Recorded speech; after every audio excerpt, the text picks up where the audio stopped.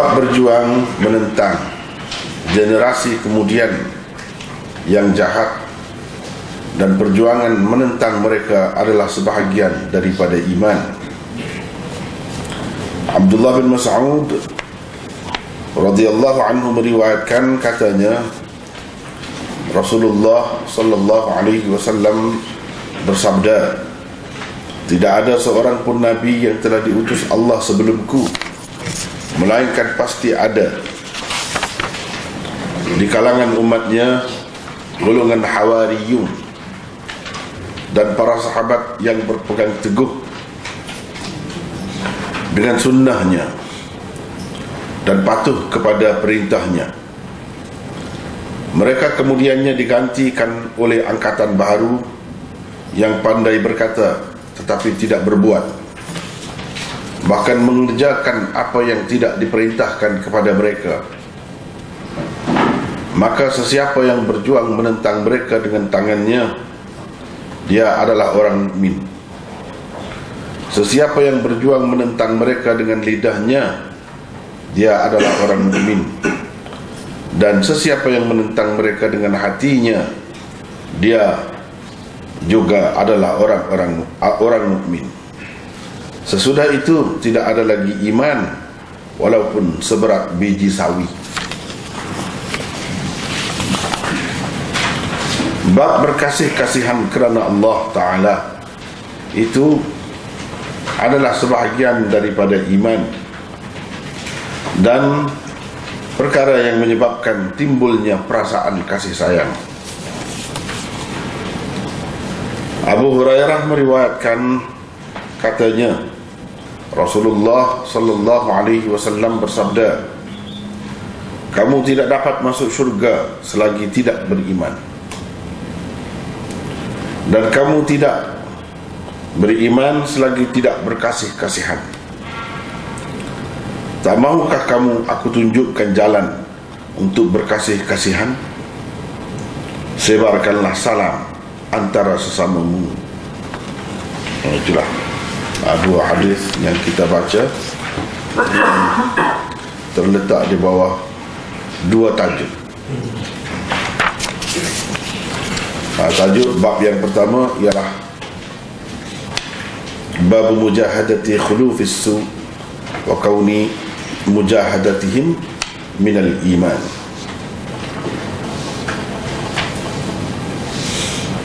Itulah tajuknya. Ini tajuk bab yang dibuat oleh Al-Ethiopi. Beginilah tajuknya. Al-Ubbi pula membuat tajuk bab begini, di bawah nota tu, nota 188. Bab qawlihi sallallahu alaihi wasallam, ma min nabiyyin ba'athahu Allah qabli illa kana lahu min ummati hawariyun wa ashab. Itu tajuknya.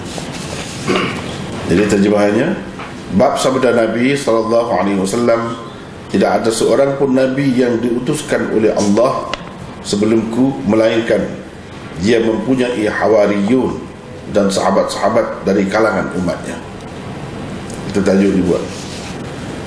Menurut Al-Ethiopi, tajuk seperti ini tidak sesuai dengan kitab iman. Qadhi Iyad, Imam Nawawi, As-Sanusi, Al-Qurtubi dan kebanyakan pensyarah pula tidak membuat apa-apa tajuk di sini. Ini kerana mereka menganggapnya masih termasuk di bawah tajuk bab yang sebelumnya, yaitu bab wujubi izalatil munkar bil qadril mustata' wa anna izalatahu minal iman. Jadi kata mereka, ini hadis ini masuk di bawah bab sebelum ni lagi. Maksud bab itu bab kewajipan menghilangkan kemungkaran sedapat mungkin, dan usaha menghilangkannya adalah sebahagian daripada iman. Pilihan kebanyakan pensyarah yang memasukkan hadis 41 ini di bawah bab sebelumnya juga, menurut Al-Ethiopi, kurang sesuai, kerana perkataan mujahadah menunjukkan adanya perlawanan dan pertentangan di antara dua pihak, sedangkan perbuatan mengubah kemungkaran taghyiril munkar pula hanya berlaku dari pihak pengubahnya sahaja. Itulah sebabnya beliau membuat tajuk seperti di atas. Jadi seperti kita maklum, tajuk-tajuk yang terdapat di dalam Sahih Muslim ini dibuat oleh orang kemudian. Dalam nota-nota ini saya tak terikat dengan mana-mana kitab. Saya akan pilih mana yang sesuai daripada tajuk-tajuk yang telah dibuat oleh pensyarah-pensyarah sebelum ini. Macam di sini saya pilih Al-Ethiopi punya, yang kita letak di atas itu Ethiopi.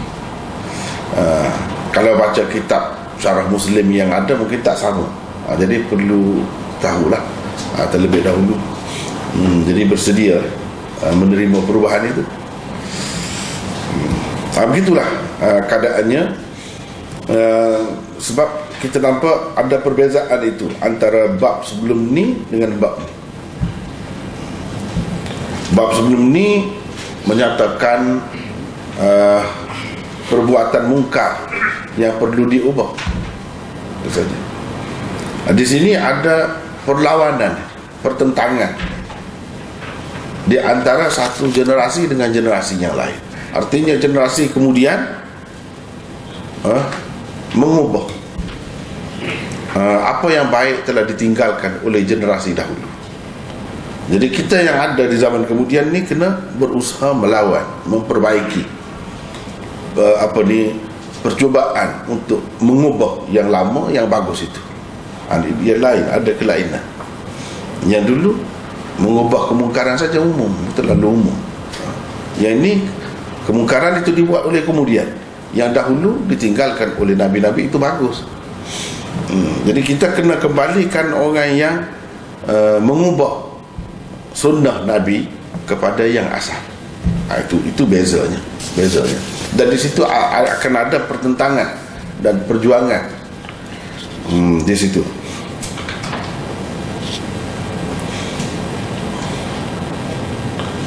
Mujahadati khulufis su. Kalau kita perhatikan dalam hadis itu, faman jahadahum, siapa yang menentang mereka.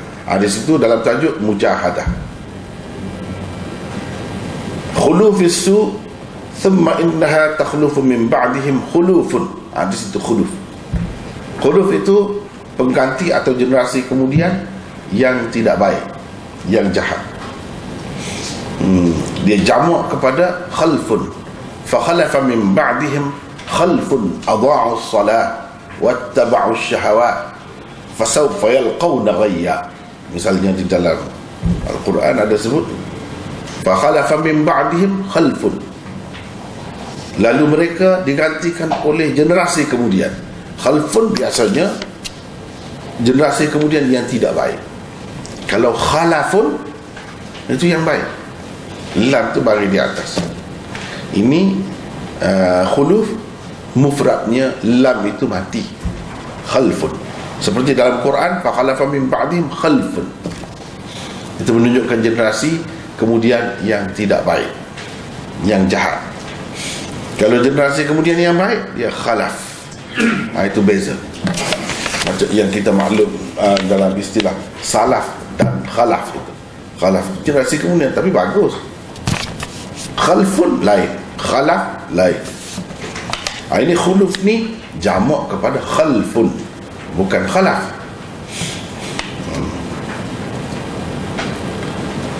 Wa kauni mujahadatihim, dan usaha berjuang menentang mereka itu minal iman, adalah sebahagian daripada iman, hasil iman atau tuntutan iman, atau berpunca daripada iman. Itu seperti yang kita telah bincangkan sebelum ini.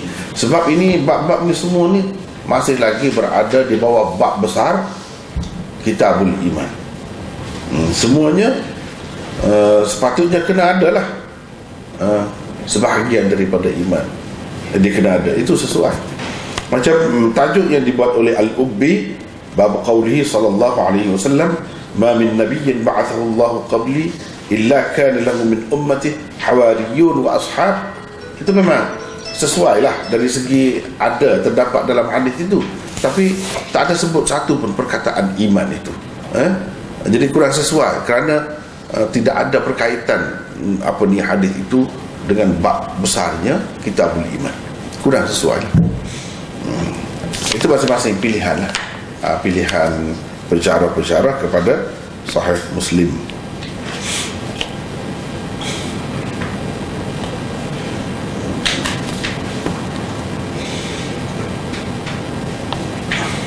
Jadi dalam tajuk tadi disebut khulufis su, tetapi dalam hadis tak ada sebut su tak ada. Thumma innaha takhlufu min ba'dihim khulufun, itu saja yang ada. Khulufus su itu tidak ada. Tetapi maksud yang tersebut dalam hadis khuluf ini ialah khulufus su lah, generasi kemudian yang jahat. Sebab dalam hadis ada sebut mereka ni tahu kata saja, buat tidak. Kalau buat pun buat yang tidak disuruh. Ini pelapis ataupun orang kemudian yang tidak baik lah, yang jahat lah. Kita dikehendaki memperbaiki, menegur, mengubah perbuatan mereka itu. Baiklah, ini hadis 41, artinya 40 dah hadis telah berlalu sebelum ini. Sebagai sambungan kepada nota sebelum ni, hadis 41 dan muka suratnya 63. Abdullah bin Mas'ud radhiyallahu anhu meriwayatkan, katanya. Siapa Abdullah bin Mas'ud ini? Kita dalam Mukhtasar Sahih Muslim ni, kalau sahabat-sahabat itu belum lagi kita bertemu, akan kita sebutkan secara ringkas latar belakang untuk berkenalan dengan dia. Eloklah kita ada nota di sini. Beliau ialah Abdullah bin Mas'ud bin Ghafil bin Habib bin Shamkh bin Makhzum bin Sahilah bin Kahil bin Al-Harith bin Tamim bin Sa'ad bin Hudzail bin Mudrikah bin Iyas bin Mudar Al-Hudhali. Itu panjang. Ini silsilah nasabnya, sebab orang Arab ni dia jaga kan. Jadi boleh sebut banyak. Boleh sebut. Ibu beliau bernama Ummu Abd binti Al-Harith bin Zuhrah. Ada yang mengatakan binti Abdul Harith. Tak apalah, itu cerita nama lah, silsilah nasabnya. Abdullah bin Mas'ud termasuk dalam kalangan as-sabiqun al-awwalun, yang disebut dalam Quran was-sabiqun al-awwalun minal muhajirin wal ansar. Ini orang yang memeluk agama Islam di peringkat awal dan susah memperjuangkan Islam di peringkat awal.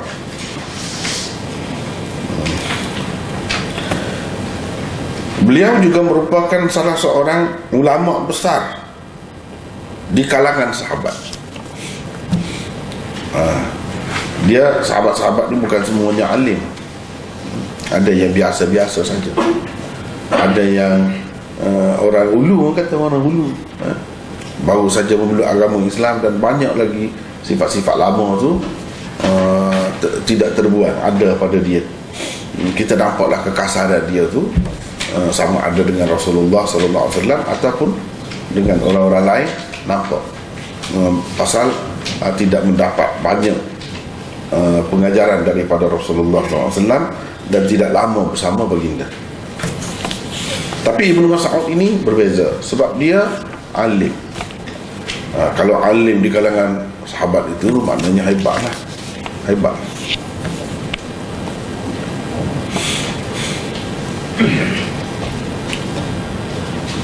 Mendapat gelaran sahibun na'lain.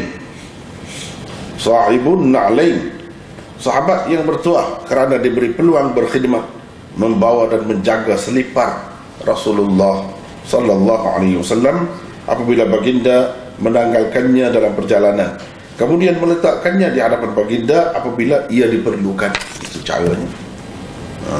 Jadi di mana-mana kalau dia pergi, dia ni jaga kasut Nabi SAW atau selipar Nabi.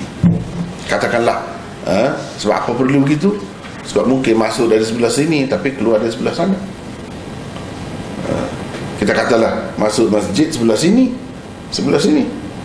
tapi dia nak pergi punya sebelah sana.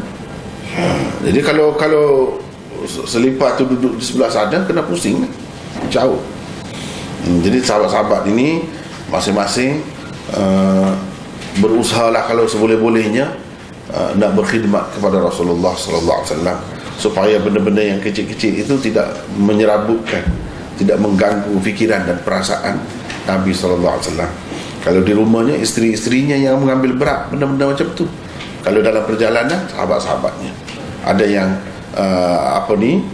kita kata bawa kain, hamparkan kain. Bila Rasulullah SAW nak tidur, letakkan bantal di situ. Ada yang bila Rasulullah SAW nak pergi buang air, bawa air, macam dalam kendi begitu kan, bawa air, pergi berkhidmat kepada dia. Bila dia perlu, bagi. Kemudian kalau nak berwudu, ada pula yang tuangkan air tu, Rasulullah berwudu.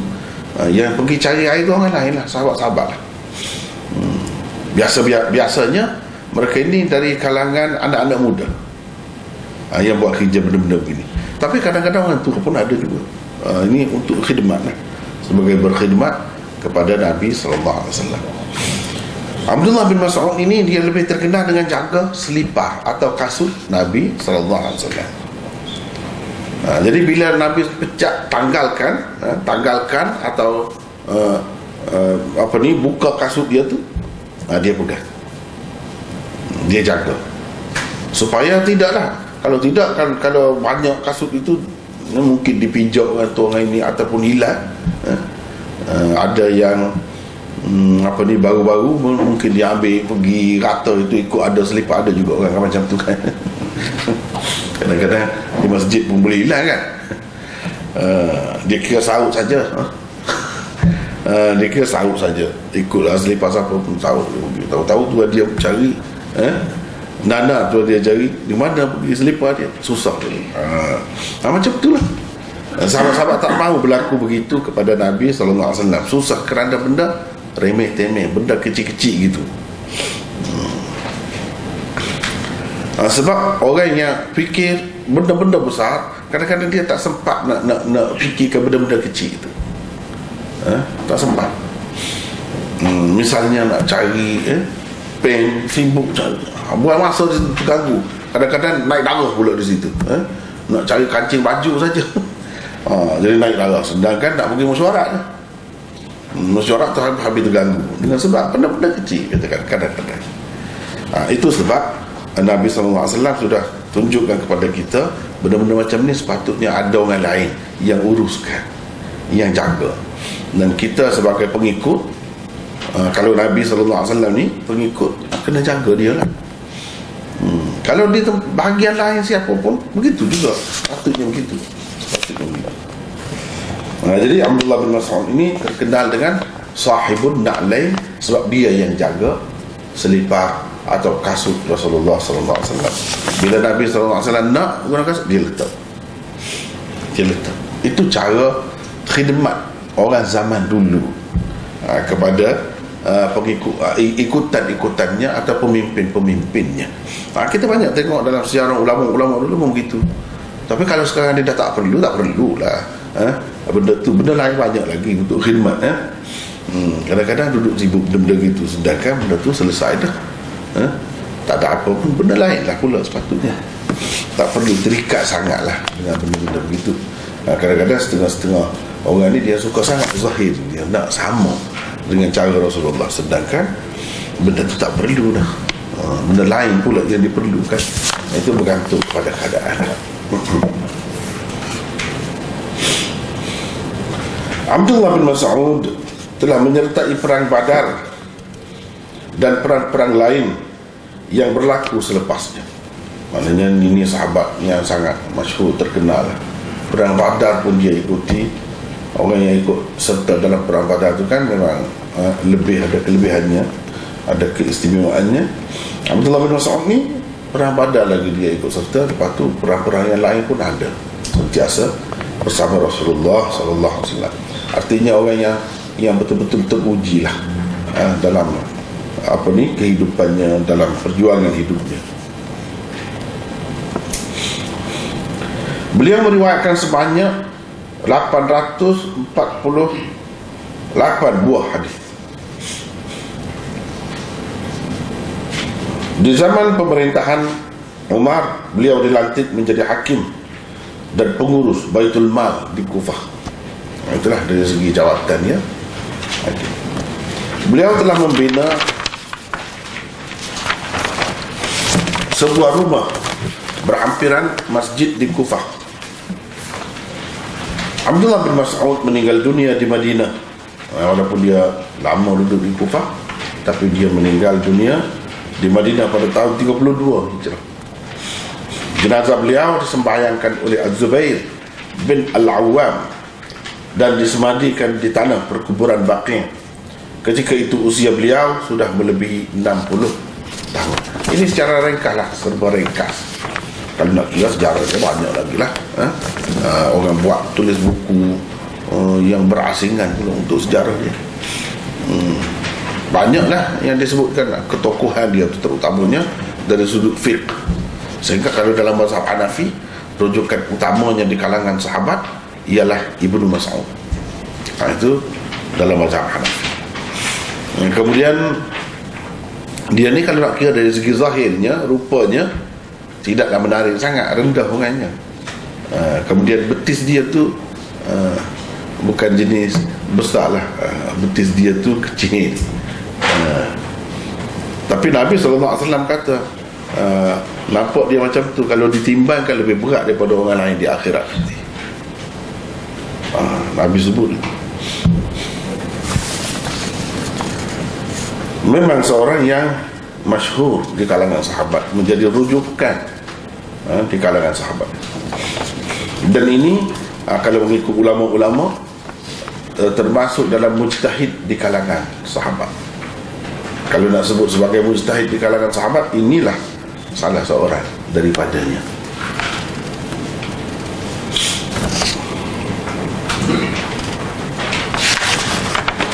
Nabi SAW sebut di sini, tidak ada seorang pun Nabi yang telah diutus Allah sebelum. Maknanya semua lah. Semua lah. Tak ada kecuali ada dalam hadis seperti kita akan bincangkan nanti. Yang ada pengikut tu, kalau ada, dia mesti ada di kalangan mereka, di kalangan umatnya sendiri. Golongan Hawariyun dan para sahabat. Nabi-Nabi ini ada pengikut setianya. Ada pengikut setianya. Itu dipanggil Hawari dan sahabat. Jadi sahabat ini bukan sahabat Nabi kita sahaja. Nabi-Nabi sebelum Nabi kita pun ada sahabat-sahabat. Cuma Hawari itu lebih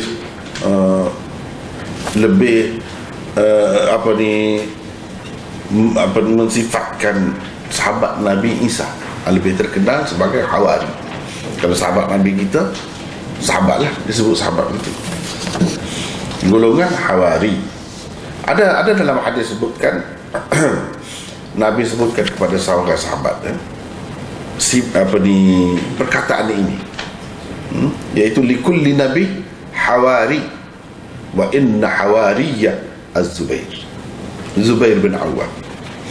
Setiap Nabi ada hawari, yang pengikut setianya, pengikut yang taat, sangat patuh kepadanya. Hawariku ialah Zubair. Kalau nak kira sebut secara khusus lah untuk sahabat, ada juga. Jadi artinya tu dekatlah dengan sahabat. Cuma bila disebut begitu, ada keistimewaan dia yang tersendiri. Kita ada nota di situ. Para ulama berbeza pendapat tentang siapakah ni. Sebelum itu, kata Al-Ubbi, yang dimaksudkan dengan umatnya, tidak ada seorang pun Nabi yang telah diutus Allah sebelumku, melainkan pasti ada di kalangan umatnya. Jadi umat tu apa maksud? Ialah umat Nabi berkenaan dari kalangan pengikut-pengikutnya yang beriman kepadanya, Ini dipanggil ummatul ijabah. Ia boleh juga dipakai dengan arti yang lebih umum, yaitu umat dakwahnya, ummatul dakwah. Maka termasuklah juga di dalamnya orang-orang kafir. Bagaimanapun di dalam hadis, perkataan umat lebih banyak dipakai dengan arti yang pertama. Jadi dalam hadis, kalau kita berjumpa perkataan umat, apa makna? Dua makna ni. Kena ingat, sama ada ummatul ijabah atau ummatul dakwah. Ummatul ijabah ialah umat yang menerima seruan atau agama yang dibawa oleh Nabi itu. Yang ni kalau kita orang Islam, itulah ummatul ijabah. Orang Islam lah yang menerima ajaran Nabi. Kalau umat masing-masing Nabi pun begitulah. Yang Islam di kalangan mereka, itulah yang dikatakan ummatul ijabah. Pasti ada di kalangan umatnya. Jadi umat itu apa? Ummatul ijabah lah. Bukan semua itu macam kita sekarang. Semua ummatul ijabah termasuk kita. Tapi apakah kita ni sahabat? Tidak. Kita tidak sahabat. Kita ni hawari ke? Tidak, kita bukan sepak dengan zaman Nabi SAW pun. Di kalangan ummatul ijabah yang sepanjang masa ni akan ada. Jadi yang ada tu, umumnya yang ada tu ialah di zaman Nabi itu sendiri, ketika Nabi itu masih hidup. Sahabat-sahabat inilah yang bersama mereka, atau hawari inilah yang bersama mereka. Tapi mereka itu dari kalangan ummatul ijabah. Satu lagi ummatul dakwah. Ummatul dakwah semua sekali lah. Macam selepas Nabi kita diutuskan, semua ni terikat dengan agama dia, sepatutnya masuk agama dia, memeluk agama dia. Tetapi ada juga yang tidak. Yang tidak tu umat Nabi ke tidak? Umat juga, tapi ummatul dakwah, bukan ummatul ijabah, bukan umat yang menyahut seruannya, yang mengikut agamanya, bukan. Jadi orang kafir pun umat juga, cuma umat dakwah, umat yang dakwah Nabi itu perlu disampaikan kepada mereka juga, dan mereka terikat dengannya. Kalau di zaman Nabi, sebelum Nabi kita, terikat dengan Nabi itulah, dakwah dia itulah terikatnya.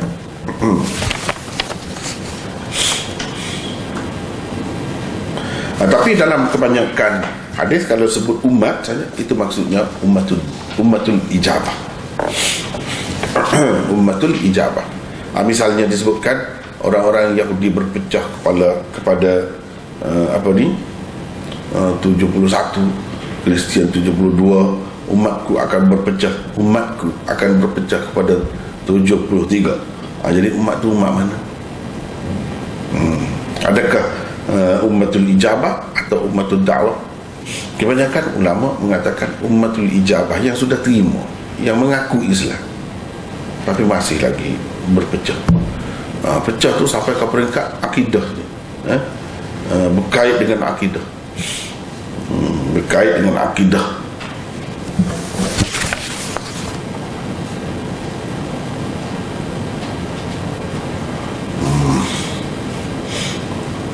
Adapun ummatul dakwah dalam bentuk lain lah, atas nama agama lain, dia pengikut agama lain, pengikut agama Kristian, agama Buddha, agama apa-apa dah macam sekarang ni. Itu pun termasuk umat Nabi juga, tapi ummatul dakwah.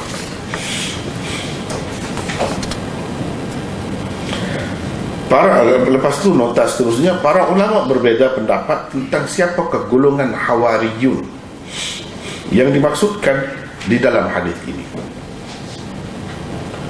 Berikut dikemukakan beberapa daripadanya. Satu, mereka ialah orang-orang yang istimewa di sisi para nabi dan orang-orang kepercayaan mereka dalam urusan sulit.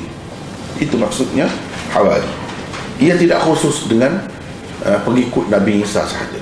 Pengikut Nabi mana-mana pun yang macam ni sifatnya dinamakan hawari. Sebab Nabi SAW tak pernah sebut perkataan Hawari ni kepada orang munafik, tak pernah sebut. Tapi perkataan sahabat ada juga. Ada juga dia guna perkataan itu untuk orang munafik. Sebab sahabat ada macam Sayyidina Umar nak bunuh, bila dia tahu, bunuh sajalah wahai Rasulullah. Ni perempuan munafik ni, kita sudah tahu. Kalau Rasulullah cerita sendiri, dia pastilah.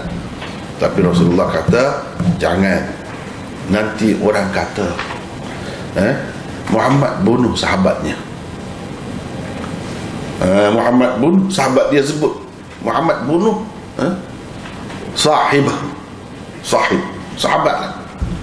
Dia ada guna juga. Maksud guna itu bukan sahabat yang sebenar. Kalau sahabat yang sebenar, dia Islam. Kalau munafik itu macam mana nak jadi sahabat dia tidak Islam? Sahabat-sahabat ni syarat dia mesti Islam. Tapi pada zahirnya, pada pandangan zahirnya, orang anggap dia orang Islam sebab dia menzahirkan dirinya sebagai Islam. Jadi orang kata sahabat Nabi lah. Nanti orang kata, Nabi kata Muhammad bunuh sahabat dia. Muhammad ni memang begitu cara dia. Kalau dia tak setuju, kalau menentang dia atau apa-apa, jadi fitnah lah, dia akan bunuh. Lepas tu dia katalah ni macam-macam ni, dia letaklah apa-apa penyelewengannya, kesalahannya. Itu akan ada kesempatan kepada musuh-musuh untuk mencerca Nabi. Sebab itu Nabi tak, dia ada sebut juga walaupun pada nama, tapi Hawari dia tak pernah sebut untuk orang-orang macam tu. Maksudnya Hawari ini pengikut yang jelas, betul-betul tak ada keraguan lah tentang kesetiaannya itu.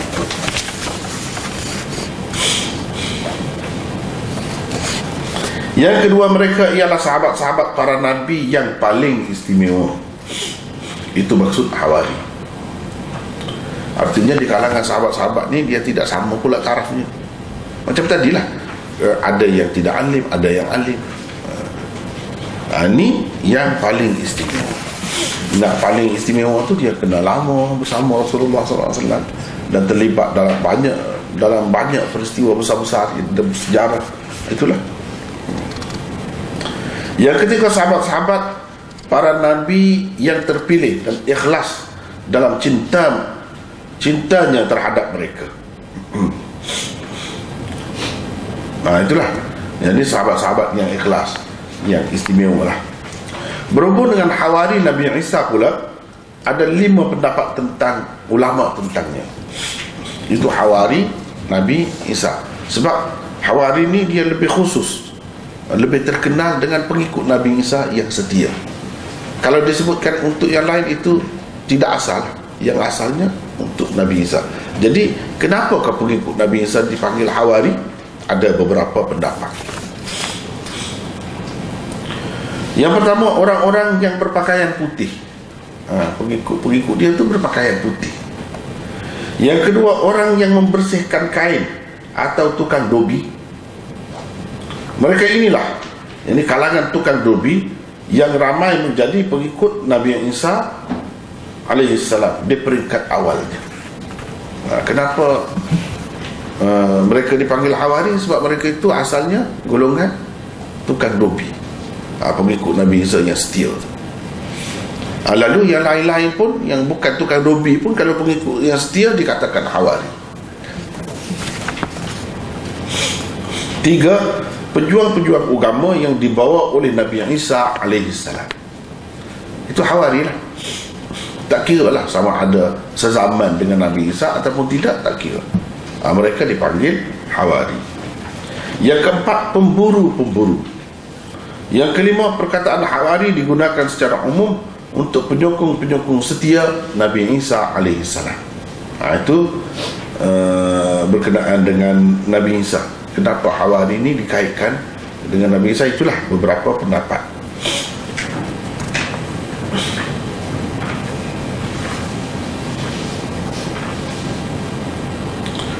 Dan para sahabat mesti ada mana-mana Nabi pun golongan Hawari dan para sahabat. yang berpegang teguh dengan ajarannya, yang setia kepadanya. Ada. Tetapi itulah dalam sejarah kan, Imam Sya'bi kata, Imam Sya'bi Amir bin Syarahil, dia kata apa? Syiah ni tak adalah, inilah paling teruk dalam umat Muhammad, inilah golongan yang paling teruk, paling hina. Apa sebab? Sebabnya kata dia, semua diterima bahawa setiap Nabi itu ada pengikut setia, ada sahabatnya. Sahabat itu baiklah, terpilihlah, memang menjadi contoh ikutan. Tapi Syiah kata Muhammad tak ada sahabat dia. Orang lain semua, Isa ada hawari dia, Nabi Musa ada sahabat dia, orang ni ada sahabat dia. Tapi Nabi kita tak ada sahabat dia. Sebab Syiah kan, dia tak terima sahabat. Sahabat hanya ada 2-3 orang saja yang tidak murtad, yang lain semuanya murtad. Wal'iyadzubillah. Nah, itu dakwaan mereka. Inilah paling teruk, golongan yang paling hina. Sebab apa? Kan Nabi kita ni kan paling mulia, penghulu sekalian Rasul. Tiba-tiba orang lain ada, dia tak ada. Dia sendiri itu tak ada sahabat yang setia. Semuanya menjadi pengkhianat kepada agamanya, perosak agamanya. Itu dakwaan mereka lah. Dakwaan mereka yang sebenarnya tidak. Yang sebenarnya macam tadilah Nabi sebut ni dalam hadis, setiap Nabi, tidak ada seorang pun Nabi mesti ada hawari dan sahabat dia. Artinya adalah, takkanlah pergi berperang sampai daripada awal sampai akhir macam Ibnu Mas'ud, itu bukan sahabat. Pengkhianat agama, perosak agama. Kalau macam tu, siapalah pejuang agama Islam? Siapalah yang setia dalam Islam ni? Kalau macam tu tak ada lah. Sayyidina Abu Bakar pun, Sayyidina Umar pun, semuanya pengkhianat. Itu sebab dia kata paling teruk. Kalau kamu tanya, Sya'bi kata, orang Yahudi, siapakah daripada umat Nabi Musa yang terbaik dan terpilih? Mereka akan kata sahabat-sahabat Nabi Musa lah. Kalau kamu tanya orang-orang Kristian, siapakah di kalangan umat Nabi Isa, golongan manakah golongan yang terpilih dan terbaik? Mereka akan kata hawari Nabi Isa, hawari. Tapi kalau kamu tanya golongan Syiah, siapakah pengikut Nabi SAW dari kalangan umat Nabi yang paling jahat? Bukan yang paling baik, bukan yang terpilih, yang paling jahat. Mereka akan kata sahabat-sahabat Nabi. Sebab itu kata dia, inilah golongan yang paling hina, paling teruk. Dia ubah terus. Jadi yang paling banyak berjasa kepada agama, seperti yang kita tahu dalam sejarah itu, terlibat dalam perang, macam mana pengorbanan sahabat-sahabat itu, berapa ramai yang mati syahid. Semua itu sia-sia lah. Sia-sia belaka. Semua itu karut belaka kepada mereka. Padahal ini semua jelas bagi kita, membuktikan, menunjukkan sahabat-sahabat itu memang setia kepada Rasulullah sallallahu alaihi wasallam. Oleh kerana mereka tu mengamalkan taqiyah, dia anggap ini semua taqiyah macam dia lah. Ini sahabat-sahabat pergi bersembahyang, siang malam sembahyang, macam-macam sembahyang, ikut setia sangat. Itu pura-pura. Sahabat pergi berperang sampai mati, itu pun pura-pura juga sebab taqiyah. Ini rosak Muhammad umat. Kalau kena penyakit Syiah ni rosak. Sebab sahabat-sahabat tu dikatakan semua tu pura-pura. Takkanlah manusia ni berpura-pura sampai begitu. Pura-pura sehari dua boleh lah. Ini berpuluh-puluh tahun selepas Rasulullah wafat pun mereka terus berjuang sehingga Islam ini jadi semakin luas. Kan Islam ini bukan semakin sempit, bukan semakin hancur. Itulah dia, pandangan dia tu, pentafsiran dia terhadap sejarah Islam itu memang sungsang. Yang kita anggap itu kemenangan, kejayaan, kecemerlangan, dia kata itu kejatuhan, kemunduran dan kesesatan. Memang rosak. Sebab itu bahaya sangat ajaran Syiah ni. Alhamdulillah ramai dah dalam masyarakat kita ni yang sudah faham. Tapi suatu ketika dahulu, semasa saya mula-mula pulang lah daripada luar negara, saya terkejut. Saya, uish, sampai begini kah? Umat kita ni terpengaruh dengan Syiah. Sedih masa tu. Sedih. Biasalah kalau kita tengok dalam kereta-kereta ni ada gambar-gambar ayatullah disangkut, ditampal sana sini. Biasa pada masa tu. Tapi Alhamdulillah, Allah SWT dedahkan hakikat mereka. Boleh dikatakan semua orang sudah tahu cerita dia, permainan dia. Memang dahsyat. Tak pernah saya tengok cabaran yang begitu bahaya daripada Syiah terhadap umat Islam kemudian. Bahaya sangat. Tapi nasib baiklah, akhirnya umat Islam sedar juga. Satu ketika dahulu dia cuba buatlah seminar haji lah, macam-macam yang dia buat. Tujuannya nak menimbulkan kebencian terhadap penguasa tanah haram. Lalu semua memberontak, semua setuju. Kalau dia memberontak, kalau dia gulingkan kerajaan itu, kalau dia jatuhkan pemerintahan itu, dia naik menggantikannya, semua boleh terima. Sebab dia Islam, atas nama Islam. Itu perancangan dia. Tapi tak berjaya lah. Alhamdulillah, tak berjaya. Sebab sekarang ni kita tak ada dengar pun seminar haji tu kan. Kalau tahun 80-an dulu, awal 80-an, sana sini seminar haji, pelik juga. Kenapa tidak seminar syahadah? Kenapa tidak seminar solat? Tapi seminar haji yang ujung tu, sebenarnya dia ada agenda yang tersendiri, niat jahat. Niat jahat nak menguasai tanah haram atas nama Islam, tapi yang sebenarnya tidak Islam langsung. Oleh sebab itulah sangat bahaya. Mengikut fahaman mereka, Nabi ni tak ada sahabat. Yang disebut dalam hadis ni kadut semua. Tak ada sahabat, tak ada yang setia. Kita kata, ialah semasa saya duduk berlawan dengan pok-pok ni dahulu, kita guna logik. Kalau tak ada sahabat, apa akibatnya? Cuba fikir. Kalau tak ada sahabat, banyak akibat dia. Kita akan dia akan jadi macam mana? Dia akan jadi Rasulullah tu seorang yang tak kena Allah pilih dia, sebab dia tak pandai. Kan Nabi ni datang untuk mengubah masyarakat, untuk menjadikan manusia daripada jahat kepada baik. Tiba-tiba Nabi ni tak berjaya. Itulah jadinya. Itu akibatnya. Jadi kenapa Allah pilih Nabi macam ni? Dan dia akan pergi jauh lagi. Itu akibat dia. Sebenarnya Allah sendiri itu tak pandai. Kenapa dia pilih Nabi yang macam tu? Kalau dia tu Allah betul, dia akan pilih Nabi yang bijaksana lah. Nabi ni tidak bijaksana. Sebaik saja dia meninggal dunia, semua murtad, kecuali tinggal 3 orang saja. Apakah Nabi ni sallallahu alaihi wasallam ni mencapai kemenangan demi kemenangan dalam peperangan dia dengan 2-3 orang tu saja? Itu yang pelik. Tapi dia boleh masuk akal dia. Kalau kita ibaratkan seorang Nabi itu, kita bandingkan, umpamakan dengan seorang doktor. Kalau doktor tu doktor pakar, apa maknanya? Doktor yang hebat. Macam bila kita kata seseorang doktor tu hebat? Apabila dia dapat menyembuhkan penyakit yang teruk-teruk, yang berat, yang orang lain tak dapat sembuh kan, dia dapat sembuh. Dan setiap yang pergi dengan dia sembuh. Itu maknanya. Tapi yang pergi dengan Nabi kita ni ramai, semua tak sembuh. Ada penyakit, lepas tu kembali membawa penyakit yang lebih teruk lagi, murtad. Dia akan jadi begitu. Di mana kelebihan Rasulullah?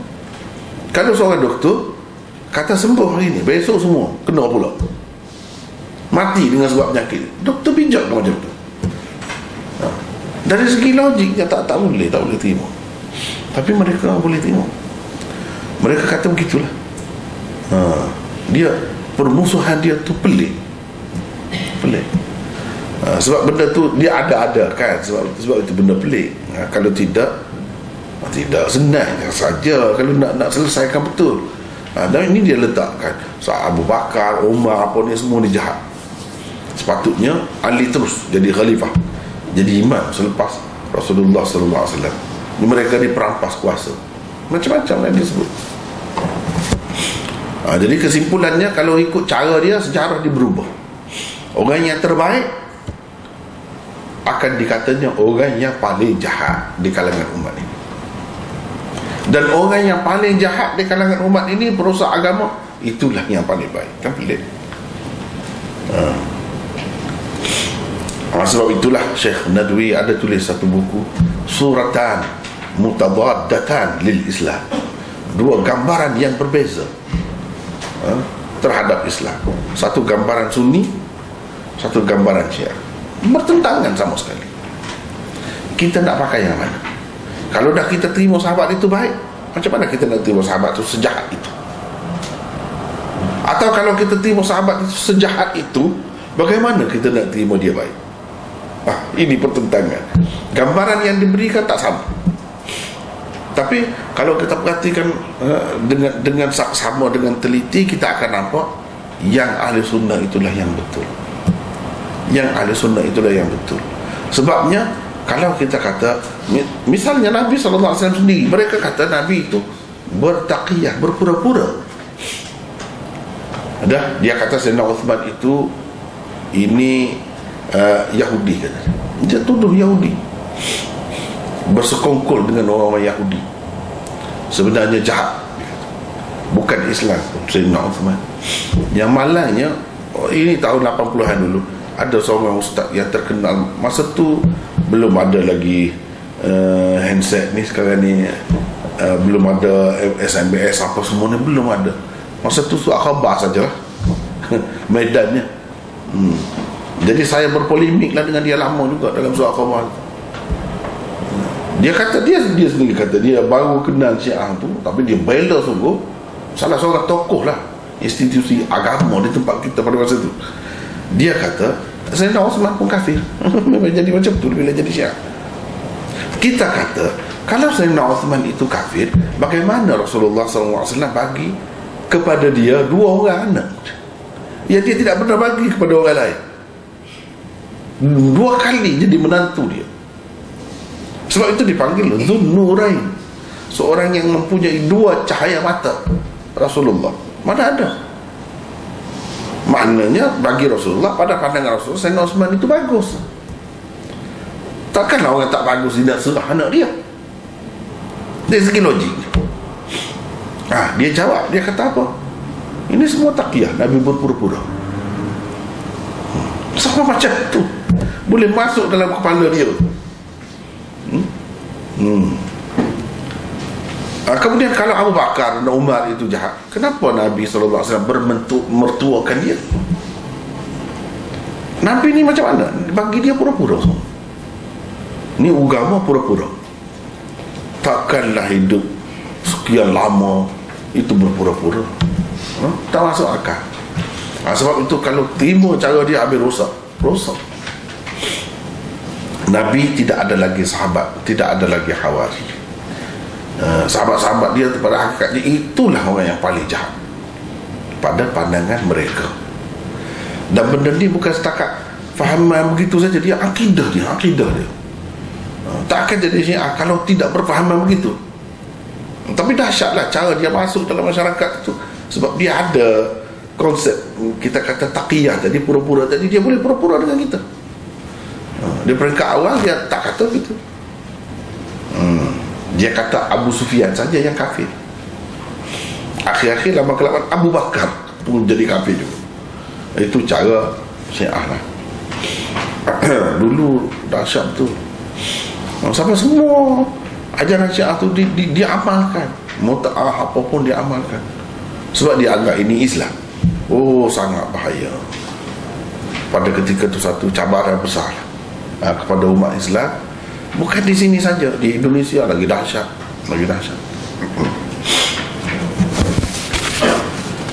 Itu sebenarnya kerana umat ini tak faham, tak kenal ahli sunnah. Kalau belajar, misalnya kita tengok dalam hadis ni, setiap Nabi ada hawari dan sahabat. Sahabat tu macam mana? Dia tak akan jadi keliru.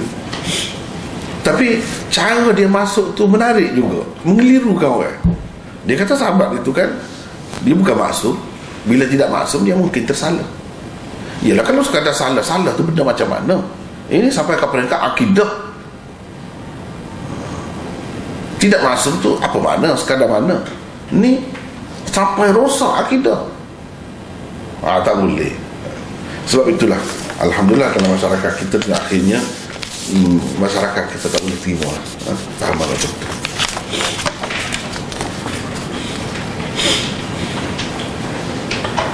Siapa sahabat itu? Iaitu orang-orang yang sentiasa menjadi sahabatnya dan tidak meninggalkannya.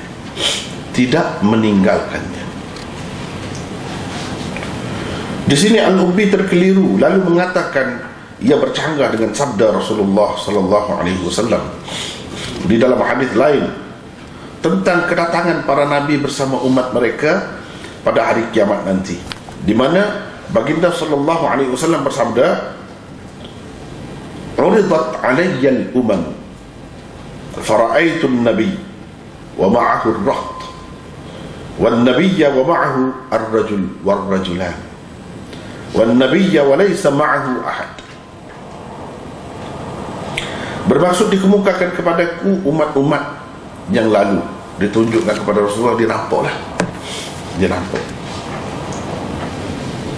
Aku nampak ada Nabi yang ada bersamanya sekumpulan kecil pengikut. Ada Nabi yang datang dalam keadaan ada bersamanya seorang dua pengikut sahaja. Ada pula Nabi yang datang dalam keadaan tiada seorang pun pengikut bersamanya. Jadi kan dalam hadis ini dia kata tidak ada seorang pun Nabi, melainkan ada bersamanya itu Hawari dan sahabat. Macam mana nak kata tidak ada seorang pun Nabi? Artinya semua Nabi itu mesti ada macam ni lah. Sedangkan dalam hadis ini kata ada juga Nabi yang tak ada pengikut dia. Kalau ada pun seorang dua. Jadi mana yang biasa, mana yang sahabatnya, mana yang istimewanya? Kalau macam tu, itu kekeliruan yang mungkin timbul. Kalau kita lihat pada hadis itu, nampak macam ada pertentangan dengan hadis yang kita baca sekarang ni.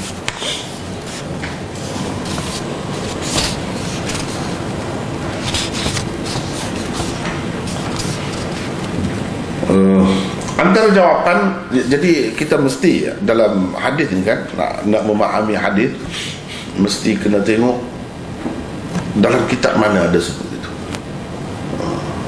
Jadi pertentangan kalau ada, percanggahan kena cuba selesaikan. Sebab ini semua ni dalam kitab-kitab yang sahih ni, dalam Bukhari, dalam Muslim, dalam itu, dalam ni. Yang ni pun hadis dalam Bukhari, dalam Muslim juga. Antara jawapan yang diberikan untuk merungkai kekeliruan seperti ini ialah, satu, walaupun hadis Ibnu Mas'ud di atas muakkad selepas nafi. Ini dari segi kaedah bahasa Arab lah, yang memberi arti semua Nabi yang diutus Allah mempunyai hawari dan sahabat, namun ia perlu ditakwilkan dengan kebanyakan mereka, bukan kesemua mereka. Ini kan kalau kita perhatikan, ma min nabiyyin ba'athahu Allah fi ummatin qabli illa. Ini ayat ini dipanggil ayat muakkad selepas nafi. Selepas nafi, muakkad selepas nafi. Nafinya mana? Tidak ada. Tidak ada seorang pun melainkan. Itu menguatkan. Maknanya semua Nabi lah, tak ada kecuali. Zahirnya nampak begitu. Jadi ini perlu ditakwil. Bukan tak ada Nabi itu langsung tak ada. Tapi maksud dari sini kebanyakan Nabi. Kebanyakan Nabi adalah yang ada pengikut dia dan hawari dia. Ya, bukan kesemuanya, kebanyakan mereka. Yang kedua, di sini terdapat sifat yang dibuang. Takdirnya ialah ma min nabiyyin lahu atba'. Jadi dalam hadis tu, ma min nabiyyin ba'athahu Allah, ma min nabiyyin lahu atba'. Maknanya ada sifat dia yang dibuang di situ. Yang dibuang di situ. Tidak ada seorang pun nabi yang ada pengikutnya. Maka mestilah ada di kalangan pengikutnya itu golongan Hawari dan para sahabat yang ada pengikut. Yang tak ada pengikut tak termasuk. Tak termasuk. Benda-benda macam ni lah yang susah. Kalau kita tengok zahir sepintas lalu, nampak jadi macam banyaklah percanggahan. Ini bercanggah dengan ini bercanggah dengan ni.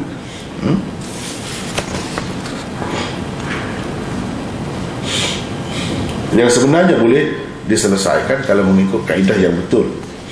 Yang ketiga, Syekh Ibn Arafah berpendapat bahawa yang dibicarakan di dalam hadis yang diisyaratkan oleh Al-Ubbi itu ialah para nabi yang kita baca tadi. Uridat alaihal umam itu berkenaan dengan nabi.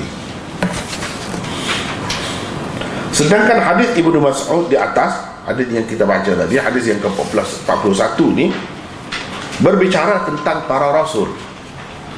Kalau nabi, memang ada nabi yang tidak ada pengikut pun, atau ada pengikut seorang dua saja, itu ada. Yang hadis Ibnu Mas'ud ni cerita tu, mesti ada awari, mesti ada sahabat itu nabi lagi rasul, bukan nabi sahaja.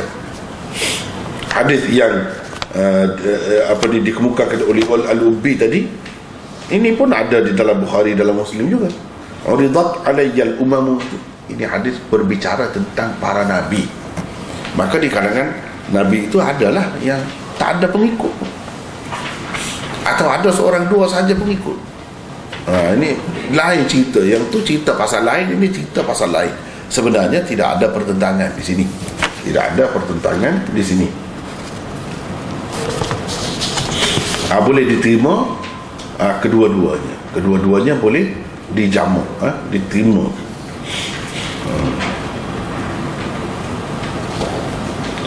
Kemudian dia kata, golongan Hawari dan para sahabat yang berpegang teguh dengan sunnahnya. Ini menunjukkan sunnah-sunnah ini bukan sunnah Nabi kita sahaja. Bahkan setiap Nabi ada sunnahnya. Ada sunnah. Sunnah itu perjalanan atau cara hidup Nabi masing-masing. Dia ada. Dan patuh pula kepada perintahnya. Ini ada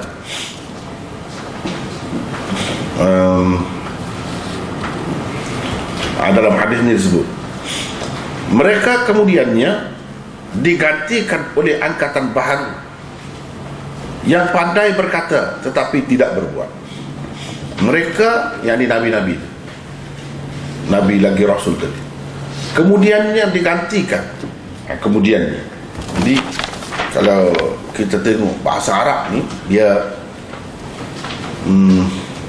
semuanya ada makna dia yang tersendiri, yang perlu kita ambil kira. Kalau kita perhatikan dalam hadis ini, illa kana lahu min ummati hawariyun wa ashab ya'khuduna bi sunnati wa yaqtaduna bi amri thumma, itu kemudian. Thumma itu mana kemudian. Kalau kita bahasa Melayu ni, kemudian ini susah juga, dia tidak seperti bahasa Arab kan. Kalau bahasa Arab, thumma ini haraf, dia panggil haraf ataf, litartib wa tarakhi, memberi makna teratur dan lama selepas. Lama selepas. Misalnya kita kata Ahmad masuk ke dalam dewan ini, kemudian Yusuf. Ahmad masuk ke dalam dewan ini, kemudian Yusuf. Kita nak faham macam mana kalau bahasa Melayu? Saya ni tak kuat mana bahasa Melayu sebenarnya. Tulis tu boleh, tapi dari segi kuat itu saya tak begitu yakin. Tapi berdasarkan yang saya tanya-tanya, orang-orang yang ahli bahasa Melayu pun, dia pun tak boleh nak cerita juga. Dia pun kata tak ada ketetapan kalau kemudian itu mesti lama selepas Ahmad masuk baru Yusuf masuk. Adakah memberi makna lama kemudian? Siapa ahli bahasa di kalangan kita? Dia tak jelas begitu. Kalau bahasa Arab dia jelas. Kalau kita kata Ahmad dan Yusuf masuk ke dalam dewan, dan menggunakan dan, ia tidak, itu dipanggil mutlaqil jam'i. Dia ada kaedah dia. Ahmad, nak ceritanya Ahmad dan Yusuf masuk ke dalam dewan, tidak nak cerita siapa masuk dulu, siapa masuk kemudian.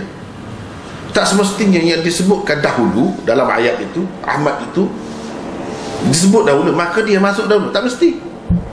Yang nak ceritanya kedua-dua ada masuk, itu saja.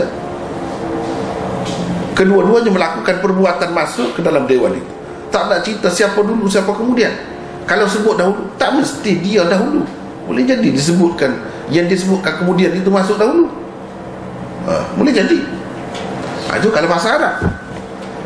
Tapi kalau kita kata Ahmad masuk ke dalam dewan ini, lalu fa Yusuf dengan fa, bukan waw, fa, lalu Yusuf, lalu tu lepas tu terus Yusuf, itu memang menunjukkan tertib. Ahmad masuk dulu, lepas Ahmad masuk tu segera, cepat, dan selepas itu Yusuf masuk pula, segera. Tapi kalau kata Ahmad masuk ke dalam dewan ini, summa, kemudian Yusuf, mana Ahmad memang masuk dulu, Yusuf tu masuk juga, tapi lama selepas Ahmad masuk baru dia masuk. Itu makna summa. Adakah bahasa Melayu kalau kata kemudian itu dia memberi makna begitu? Saya rasa yang saya guna lah, yang saya faham, tak ada jelas begitu. Kalau kata kemudian mesti lama. Kalau lalu Yusuf masuk, itu mesti cepat, tak jelas. Tapi kalau bahasa Arab memang begitu. Jadi di sini pun mereka kemudiannya diganti. Thumma, dia guna perkataan thumma itu, innaha takhlufu min ba'dihim. Ulama terus pegang sini. Ini benda yang boleh pegang. Cuba perhatikan kata al-ubbi, nota berapa tu? 193 ya, bawah sekali. Kata al-ubbi ataf dengan thumma, dalam terjemahan tadi kemudiannya, di sini menunjukkan pengubahan yang dilakukan oleh generasi kemudian, seperti tersebut di dalam hadis ini, berlakunya setelah agak lama zaman nabi-nabi masing-masing berlalu. Jadi sebaik sahaja nabi itu meninggal, mati, apakah terus datang generasi yang mengubah sunnahnya itu, ajarannya itu, teruskah? Al-Ubbi mengatakan, kalau mengambil kira perkataan thumma di sini, tidak terus, tetapi lama selepas itu baru ada pertukaran ataupun pengubahan terhadap ajaran Nabi itu. Begitu. Kalau kita terima, ini menunjukkan sahabat-sahabat itu tak termasuk dalam golongan yang mengubah, tak termasuk dalam golongan yang mengubah dan menyelewengkan ajaran Nabi. Sebab thumma, selepas Nabi meninggal, siapa yang terus menyambung dia? Sebab sahabat-sahabat, bukan dia. Jadi kalau Syiah nak kata ini sahabat ni yang menyelewengkan, tak betul. Sebab hadis ini kata thumma, bukan terus. Kalau dia kata apa ni, kalau dia kata begini, fa innaha takhlufu min ba'dihim, bukan thumma innaha, fa innaha. Kalau kata macam tu, patutlah, mungkin sahabat tu kita boleh terima, sahabat terus apa ni, menyelewengkan ajaran Nabi. Tapi Nabi kita tidak. Begitu juga Nabi-Nabi yang lalu, yang dekat-dekat dengan dia tidak ubah, yang lama jauh daripada dia tu yang ubah ajaran dia. Artinya sahabat-sahabat dia tak ubah. Sahabat-sahabat tu yang dipujikan di sini, sahabat dan Hawari itu dipuji. Sahabat tu siapa? Takkanlah kita yang lahir kemudian di sahabat dia. Sahabat ni orang yang bersama dengan dia lah. Mereka itu tak ubah, mereka itu dipuji di sini. Yang disebutkan kejahatan ini dilakukan oleh orang kemudian. Orang kemudian itu dekat ke dengan zaman dia atau jauh? Jauh. Kita tahu macam mana? Thumma. Ini dipegang oleh Al-Ubin. Sebab ini tokoh-tokoh, ulama-ulama. Jadi semua diambil kira. Kenapa guna perkataan ini? Sebab itu tak boleh main-main dalam hadis. Kena tepat, kena jaga semua. Di sebalik itu ada makna semua. Walaupun kalau mengikut bahasa kita, mereka kemudiannya tak jelas tu, kemudiannya tu lama ke selepas atau segera, tak lama selepas, tak jelas. Tapi ini dalam bahasa Arab, kena pakai cara dia lah, kaedah dia lah. Ini menunjukkan bukan para sahabat itu yang menyelewengkan dan memesongkan ajaran Nabi kita. Begitu juga bukan Hawari Nabi Isa yang menyelewengkan ajarannya, tapi orang kemudian berapa lama selepas itu, beratus tahun selepas itu, baru berlaku penyelewengan. Bukan orang yang bersama dia, yang setia dengan dia, mereka tu tak ada melakukan kerosakan pun. Jadi khuluf di sini ialah orang kemudian, generasi kemudian, lama selepas nabi-nabi itu pergi, digantikan oleh angkatan baharu yang pandai berkata tetapi tidak berbuat. Kalau sahabat dulu, dia tak ada banyak cakap, dia buat. Orang kemudian dia banyak cakap, buat tidak. Itu bezanya. Beza orang kemudian yang disebut dengan sebutan yang tidak baik, itu khuluf itu, atau dalam tajuk itu kita baca tadi khulufis su, generasi kemudian yang jahat. Generasi kemudian yang jahat. Mereka ni apa sifat dia? Ada sifatnya, bukan saja-saja kata begitu. Tengok sifat dia, apa perangai dia. Perangainya tak pandai berkata, tapi tak tahu buat. Dan benda yang seumpama ini tidak disukai Allah Subhanahu Wa Taala dalam Quran, dalam hadis. Nabi tak suka cakap banyak, cakap saja. Ya ayyuhalladzina amanu lima taquluna ma la taf'alun. Kenapa kamu duduk kata sesuatu yang kamu tidak buat? Tak boleh macam tu. Jadi ajaran Allah, ajaran Rasulnya kena buat apa yang dikata, ataupun tak payah kata, cakap tak payah banyak, buat saja. Itu orang yang ikut Allah dan ikut Rasulnya. Artinya khuluf ini dia tak ikut, sudah ubah tu cara tu, dia tak ikut macam tu. Bahkan yang adanya mengerjakan apa yang tidak diperintahkan kepada mereka, itu ada buat. Itu ada buat. Yang tidak diperintahkan, tidak disuruh dia buat. Ini mulalah agama itu nak berubah, nak diselewengkan. Jadi Nabi SAW kata kena perangi, kena tentang golongan ini. Jangan biarkan. Kalau biarkan, rosak agama. Rosak agama ni dia sampai ke peringkat kemuncaknya, asasnya pun rosak, boleh berlaku. Tengok yang lepas-lepas macam mana jadi. Semua ajaran Nabi bawa, Nabi mana-mana pun dia bawa ajaran tauhid kan. Itulah ajaran yang asas. Tak ada siapa pun yang pandang sepi atau mengabaikan itu, konsep itu, akidah tauhid itu. Tak ada siapa, daripada Adam sampai Nabi kita. Tapi cuba tengok, mana ada agama yang bersihnya tauhidnya sekarang ni, selain daripada agama Islam kita ni. Ajaran yang dibawa oleh Nabi Isa, dia tak bawa ajaran syirik, 3 Tuhan dan lain-lain lagi, agama yang berbeza-beza, tak ada pernah bawa.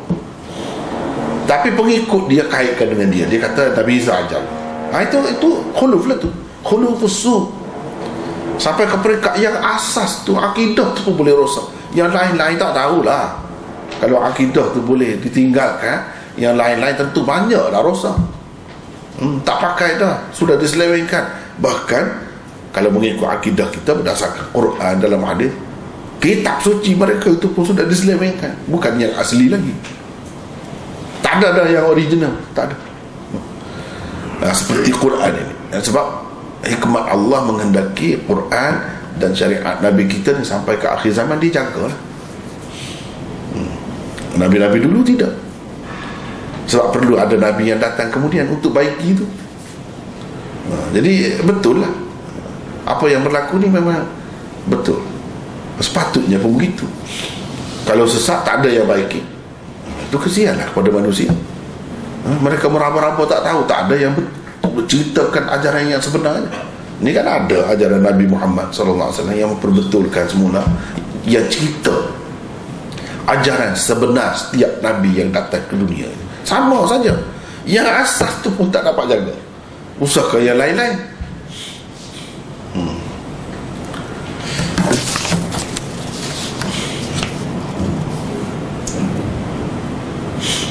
Jadi ada nota di situ yang dimaksudkan dengan apa yang tidak diperintahkan kepada mereka di sini bukanlah perkara-perkara harus, tetapi perkara-perkara haram seperti amalan bid'ah, khurafat dan lain-lain kemungkaran. Itu yang dimaksud, bukan perkara harus. Kalau perkara harus tak apalah, tak diperintahkan pun boleh buat. Tak ada siapa pun yang bertekad nak jadi khulufus su dengan sebab pakai kereta ke ataupun reka buat kapal terbang kan dan sebagainya. Tak ada siapa pun kata itu perbuatan jahat. Yang jahat ini berkait dengan agama, khususnya berkait dengan agama.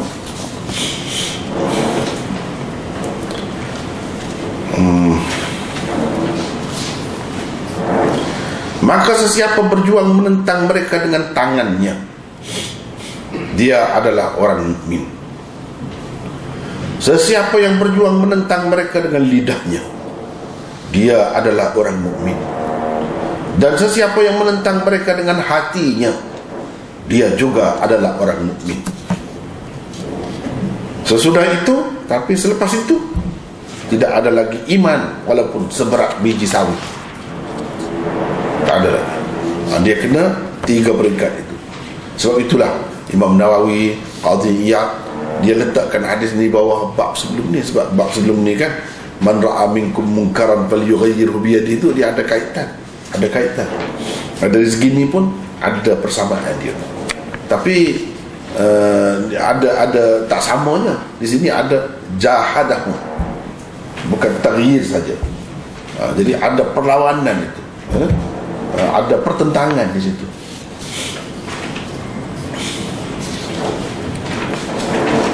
Maka sesiapa yang berjuang menentang mereka dengan tangannya, termasuklah memerangi mereka. Kalau sampai ke satu peringkat, sampai begitu.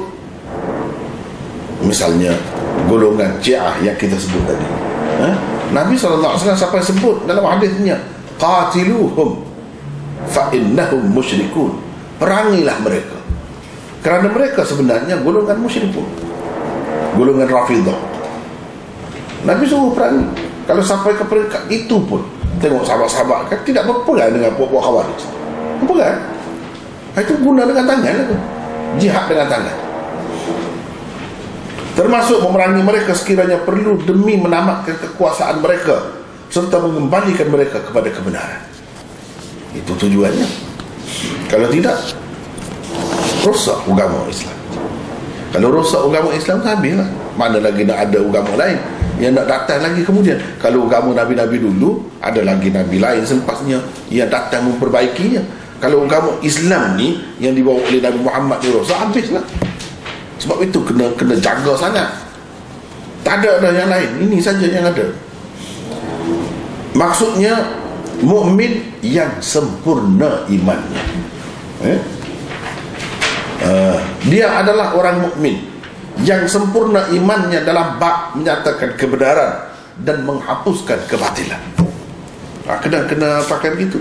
Bukan kata dia mukmin, dia adalah mukmin. Maknanya kalau tak buat begitu, dia tidak mukmin langsung. Tidak. Tidak. Bahkan orang yang melakukan kejahatan, melakukan dosa, masih lagi mukmin berdasarkan hadis yang lain. Itu sebab kena sebut di sini yang sempurna iman. Sesiapa yang berjuang menentang mereka dengan lidahnya, yakni dengan cara memberi nasihat dan peringatan kepada mereka, mungkin juga dengan cara mengutuk dan mengecam tindakan mereka jika perlu. Itu dengan lidah kan, teguh. Tidak memadai dengan nasihat, dengan teguran yang lembut, mungkin dengan cara lebih kasar, Jika perlu, itu termasuk tegur dengan lidah. Tak boleh biarkan. Kalau biarkan, rosak agama. Dia adalah orang mukmin, dan sesiapa yang menentang mereka dengan hatinya, itu ada nota di bawah, dengan membenci perbuatan dan tindakan mereka serta tidak berpuas hati dengannya. Apa saja yang bertentangan dengan Islam, kita tak puas hati, kita tak redha. Dia kena ada macam tu perasaan. Kalau tak ada apa, ikutlah sistem macam mana pun datang, ikutlah apa pun, tak kisah. Janji kita boleh sembahyang saja, misalnya begitu, itu tak sempurna iman. Tak sempurna, bukan mukmin yang sebenar. Kalau mukmin yang sebenar, tidak begitu cara.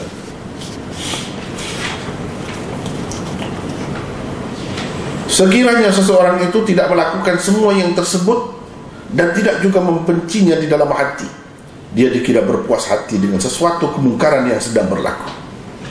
Akibatnya, dia tidak lagi termasuk dalam orang-orang yang dikatakan Rasulullah sebagai mukmin. Maksudnya, yang sempurna dalam perkara itu.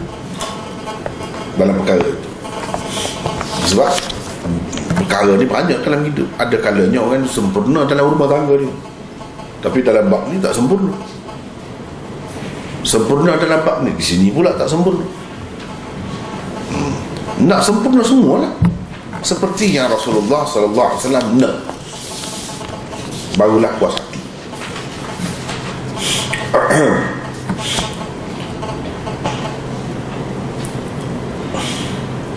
Sesudah itu tidak ada lagi iman, walaupun seberat biji sawi.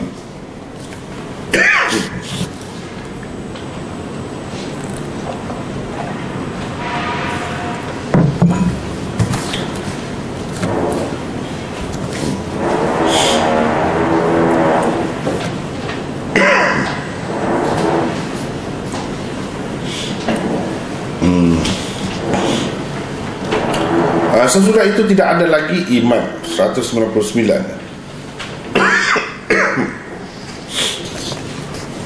Orang itu bukan sekadar tidak menyukai atau tidak berkenan, bahkan menganggap halal pula apa yang dilakukan oleh mereka itu. Kalau kita kata dia anggap halal, langsung tak ada iman, bukan tidak sempurna lagi. Kalau anggap halal, jadi setengah-setengah ulama pakai tidak ada lagi seberat biji sawi. Maksudnya benci pun tak ada dalam hati. Setengah-setengah ulama kata tak ada langsung dari iman kalau dia menganggap halal. Kalau dia tidak menganggap halal, masih lagi mukmin tapi tidak sempurna. Tidak sempurna. Baiklah, kita ada beberapa kesimpulan daripada hadis ini. Antara kesimpulan yang dapat dipetik daripada hadis ini ialah: satu, seorang yang beriman harus menentang kemungkaran dan kebatilan yang berlaku di hadapannya dengan apa cara sekalipun, sekadar yang termampu olehnya. Itu mesti kena buat. Kalau seseorang itu ada iman, dia kena ubah, sekadar yang termampu lah, mengikut kemampuan masing-masing.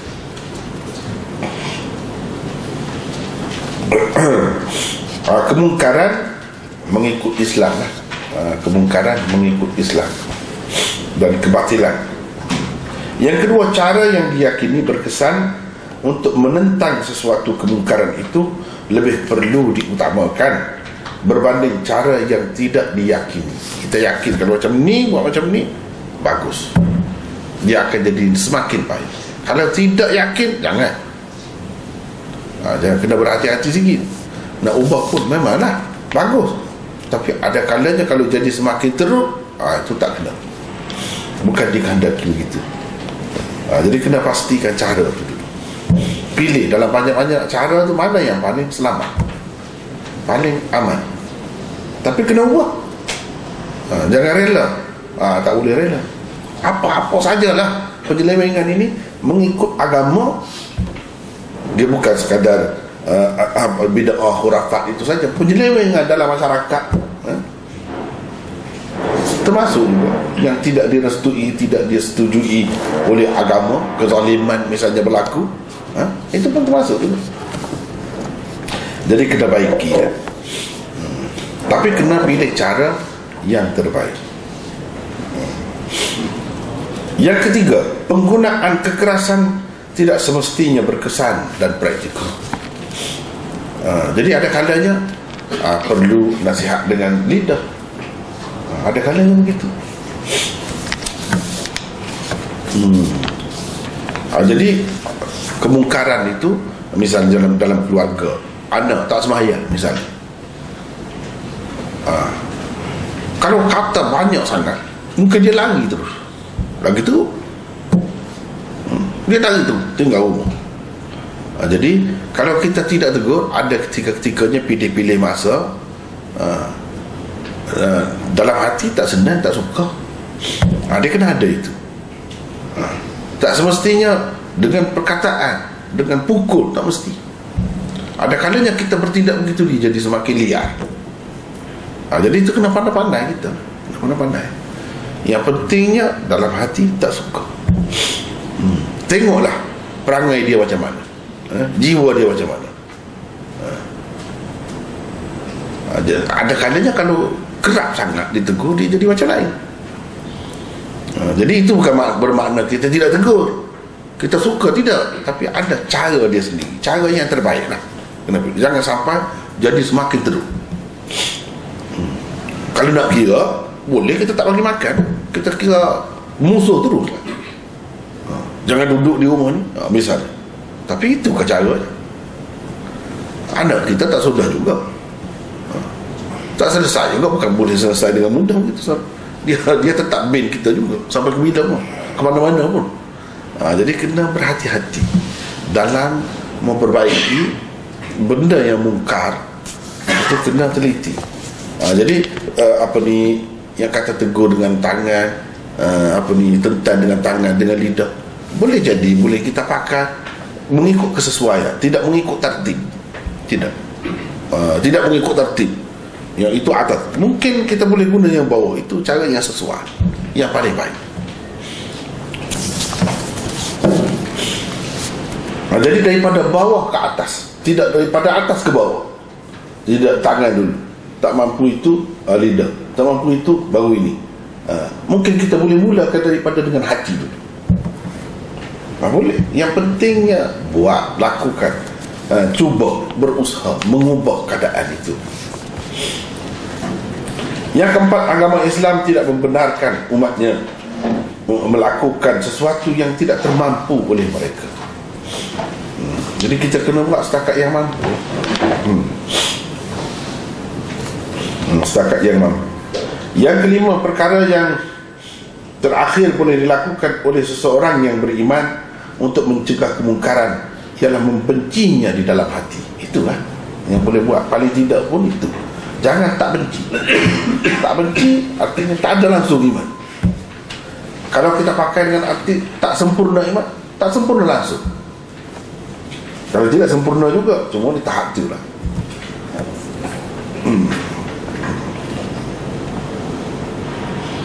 Yang keenam, seorang yang beriman tidak seharusnya berasa senang hati dengan kemungkaran dan menganggapnya sebagai suatu perkara yang biasa. Tak boleh begitu. Tapi kena anggap benda ni benda besar, benda ni akibatnya akan jadi semakin teruk. Jadi kita kena ubah terus sekarang ni. Kena buat begitu. Tak boleh anggap perkara biasa. Semua biasa. Semua biasa. Tak boleh.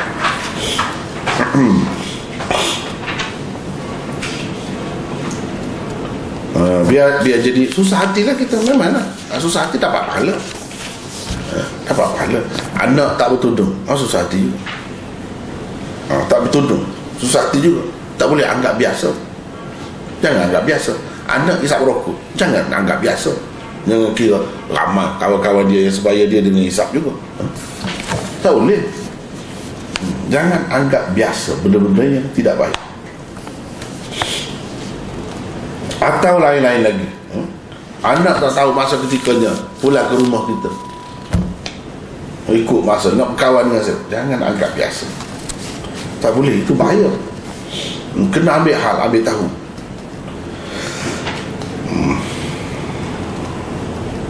Yang ketujuh, iman seseorang itu boleh ada atau hilang dalam bab tertentu. Boleh sempurna, boleh kurang dalam bab tertentu. Dalam bab mencegah kemungkaran, lemah dia. Dalam bab ni tidak. Dia ada bab-bab tertentu, boleh jadi lemah, boleh jadi lebih. Yang ke-8, iman mempunyai banyak tahap. Tahap tertingginya ialah dapat mendaulatkan Islam dengan kekuasaan dan pemerintahan. Itu tahap tinggi. Dan itu termasuk dalam iman juga. Bukan tak termasuk dalam iman. Memerintah, berkuasa, itu termasuk dalam iman. Sebab banyak perkara nak menjalankan tuntutan iman, dia kena ada kuasa. Kalau tidak, tak boleh. Tak boleh, salah pun. Salah.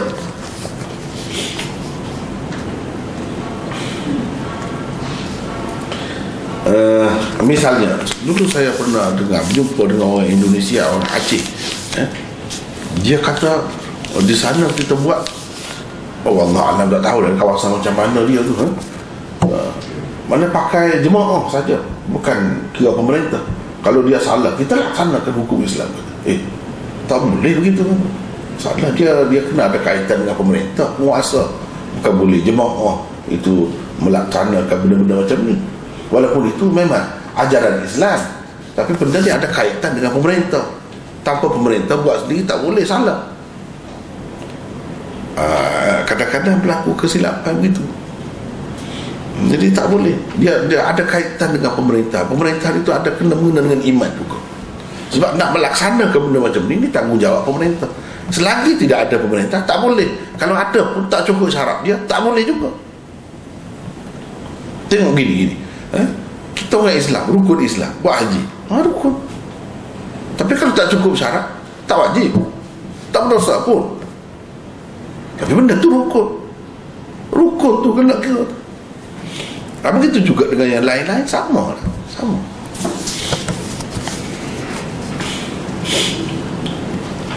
Yang ke-9, lenyapnya iman seseorang dalam sesuatu bab tertentu berarti kuranglah imannya secara umum.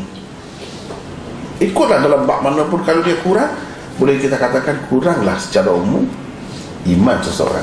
Sebab iman itu boleh bertambah dan berkurang. Dengan itu ia tidak lagi menjadi seorang mukmin yang benar-benar sempurna. Nak jadi seorang mukmin yang benar-benar sempurna ni susah. Banyak cabaran dalam semua sudut. Sempurna susah.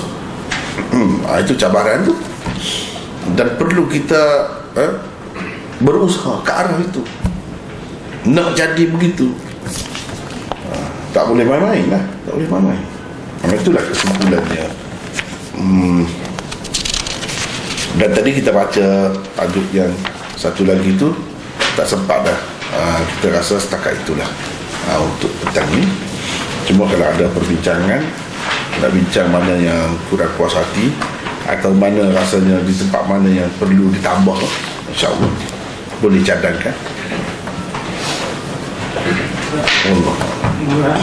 Saya kurang jelas berkenaan dengan yang angkatan baru yang pandai berkata tidak berbuat apa, tidak berbuat. Dia, kalau orang tu dibayar untuk cakap macam penganalisis ekonomi, penganalisis politik, dia cakap apa dia punya. Dan itu lain. Hak dia lah. Bukan maksud tak boleh bercakap tu. Ini maksudnya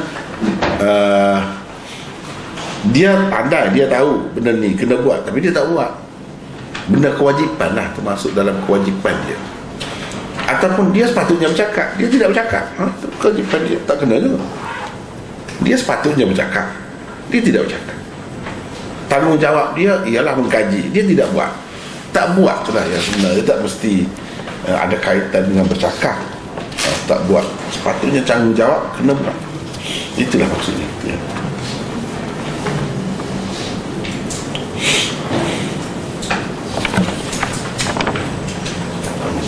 Ada lagi muskilan?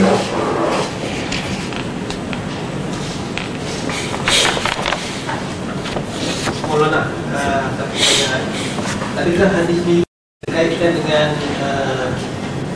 peristiwa akhir zaman yang mana manusia dah tak lagi nak hidup Islam, maka pada ketika tu orang dah tak ada lagi iman? Tidak, dia umum sebenarnya, tidak khusus dengan akhir zaman, bila-bila masa sajalah, bila-bila masa. Termasuk, tapi benda ni daripada zahirnya ada seperti kita sebut tadi, thumma itu tidak terus selepas Rasulullah. Selepas Rasulullah, sahabat-sahabat tu jaga dengan baik lagi, lama selepas itu. Lama tu daripada situ sampai ke akhir zaman mungkin berlaku lah. Jadi tidak kata khusus dengan akhir zaman, bila-bila masa. Dan benda ni memang pun ada setiap masa. Setiap masa penyelewengan ajaran Islam ini dalam bentuk bid'ah, khurafat, macam-macam itu ada daripada dulu lagi. Ada daripada dulu, cuma dia untuk tukar rupa lah. Jadi bagi kita kena jagalah Islam itu daripada benda-benda begini. Sehingga benda-benda kecil pun kita kena jagalah, takut-takut jadi melarat. Misalnya ada orang kita ni lama tak dapat anak, lama kahwin tak dapat anak kan. Bila dapat anak je dia suka sangat. Jadi dia nak akikah kurban lembu atau unta, bawa unta. Dia suka sangat. Itu tak kena tu. Sebab akikah ni tak ada lembu atau unta. Suka pun kalau lelaki 2 saja, perempuan 1. Tak boleh kata suka kerana perempuan 2 ekor. Tak apa sunnah. Sudah sebanyak tu lah. Kemudian kita kata kalau seekor tak cukup, ramai datang keluarga ni sebab suka kan. Itu boleh tambah, boleh beli daging, boleh sembelih lembu, boleh nak sembelih unta pun. Tetapi yang asal itu jangan tinggal, jangan tukar. Yang asal tetap dengan kambing, bukan dengan sembelih ayam. Berapa ekor pun tak boleh, kambing ataupun yang sejenisnya lah, kibas ke, biri-biri ke, yang seumpamanya. Itu lelaki 2, perempuan 1. Jangan ubah. Nak tambah tak apa, tapi jangan niat di situ. Niat situ tak kena. Itu lama-lama jadi menyeleweng lama-lama. Jadi kata kalau tak dapat anak lama, suka saat kita boleh buat macam suka hati kita, tak boleh. Kena jaga benda-benda begini, daripada sekecil-kecilnya sampai sebesar-besarnya. Termasuk ya. Satu soalan berkenaan dengan ni lah, yang menentang dengan lidah ni kan. Kan sekarang ni banyak dalam Facebook orang share benda-benda lah, kalau macam yang tak tutup aurat dia share juga, ini tak boleh, ni orang tak tutup aurat, dan dia komen lah yang tak bagus dan sebagainya. Tapi apa nyihat dia tu dalam menegur tu, dan inilah kita share gambar-gambar orang tak tutup aurat. Lepas tu dia tegur yang ni tak boleh tak tutup aurat. Ya, setakat mana yang kita boleh tegur, yang salah boleh tegur lah. Tapi kita boleh kongsi lah tu, maknanya dia kongsi gambar dan sebagainya. Maksudnya dalam Facebook sekarang ni, kalau orang tak tutup aurat, dia lah ambil gambar, lepas tu dia share kan. Dia kongsi kan. Itu termasuk juga, termasuk. Tak boleh. Termasuk sekecil-kecilnya sampai sebesar-besarnya. Gitulah. Ada lagi yang lain?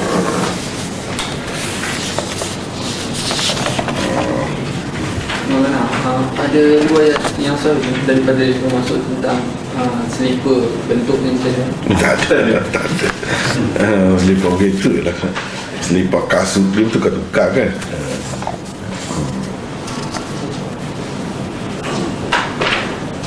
Itu melampau. Sekarang ni ada duit kan, emas pun ada buat selipar Nabi. Itu melampau. Jangan. Kita kena tegur. Yang tahu kena tegur. Tahu dah, memang kita tahu semua terima Nabi itu dipakai selipar, pakai kasut. Tapi dalam bentuk pemujaan macam itu khusus, tak boleh. Tak ada macam itu, tidak dibuat oleh orang dahulu. Ini cerita khuluf, cerita orang kemudian. Ini orang kemudian. Dan benda ni kena tentang, tak boleh main-main. Lama-lama dia jadi syiar. Dia jadi syiar. Jadi syiar susah. Sebab tu kena tentang, kena tegur. dalam hadis itu kata kalau kita macam tidak menegur ataupun tidak ada benci dalam hati tu, maksudnya tak ada iman. Macam mana yang orang buat tu tadi? Buat dia gini, dia kalau tidak menganggap halal masih beriman, cuma salah lah, berdosa, mukmin yang kurang, yang tidak sempurna. Itu yang melakukan pun jangan menganggap halal. Tak sembahyang, tak sembahyang, tak, iyalah salah besar lah, dosa lah, tapi dia masih Islam, masih mukmin berdasarkan hadis-hadis yang lain. Jadi ulama ni dia buat kesimpulan setelah dia kaji semua sudut, semua hadis. Kalau Mu'tazilah macam Khawarij, dia kata kafir tu lah. Ni dalilnya kata tak ada satu seberat biji sawi pun iman. Mana tidak Islam. Dia buat kesimpulan begitu. Dia tak tengok dah hadis lain. Kita ahli sunnah tidak begitu. Kita kena tengok juga hadis lain. Sebelum ni kita sudah jumpa kan, dia mencuri, dia berzina, dia apa, dia tetap beriman. Wa in zana wa in saraqa, walaupun dia berzina, walaupun dia mencuri. Itu macam mana? Dalam hadis yang lain pula, orang yang ada iman dia seberat zarah, dia masuk juga syurga. Akhirnya. Jadi benda-benda macam ni kena tengok semua, jangan tengok satu saja.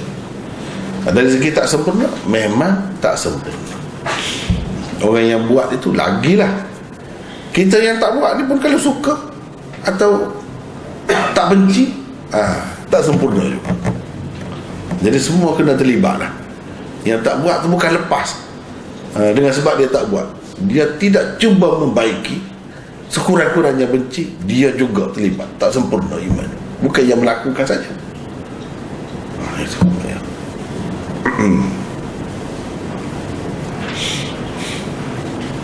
Setakat itulah dulu ya. Wallah.